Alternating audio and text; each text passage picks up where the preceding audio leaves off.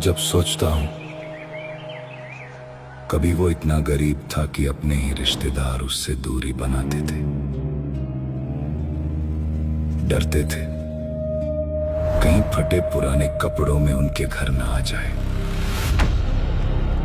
एक ही कमीज में सालों गुजार दिए, कई कई दिन बिना भोजन के काट दिए।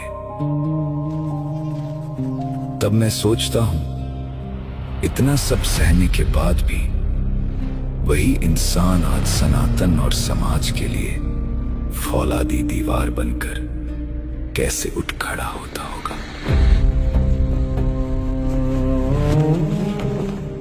वो समय भी था जब उसके पास ना कोई साधन था, ना कोई साथ, ना कोई पहचान।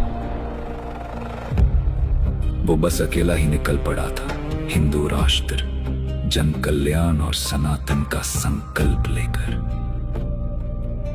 आज उसकी आवाज करोड़ों लोगों तक पहुंच चुकी है। सनातन की चेतना घर घर तक पहुंच रही है।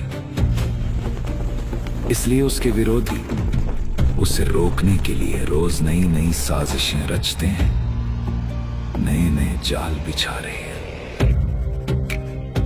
तब मैं सोचता हूं रोज इतने षड्यंत्रों, इतने विरोधों और इतने प्रहारों के बावजूद वो अगले ही दिन फिर सनातन की हुंकार लेकर कैसे उठ खड़ा होता होगा।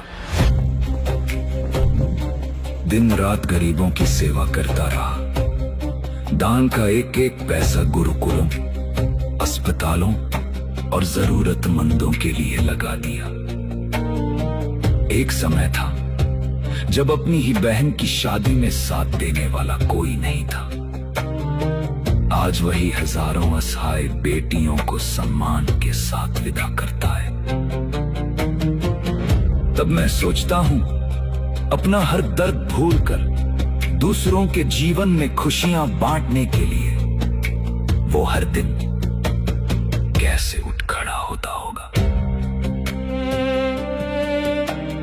जिसने भूख देखी, कई रातें बिना भोजन के काटी, आज उसके स्वागत में लाखों लोग खड़े रहते हैं। बड़े बड़े लोग उसकी प्रतीक्षा करते हैं, लेकिन वो महलों की मेजों पर नहीं, गरीबों के बीच जमीन पर बैठकर उसी के साथ रोटी खाना चुनता है। तब मैं सोचता हूं इतनी ऊंचाइयों पर पहुंचकर भी इतनी सादगी के साथ वो कैसे उठ खड़ा होता होगा। आज भी उसके खिलाफ साजिशें होती हैं। हर दिन किसी ना किसी विवाद से उसका नाता जोड़ दिया जाता है, जबकि वो दिन रात समाज, सनातन और गरीबों की सेवा में लगा रहता है। शायद उसे भी दर्द होता होगा, लेकिन अगली सुबह वही मुस्कान, वही संकल्प, वही सेवा,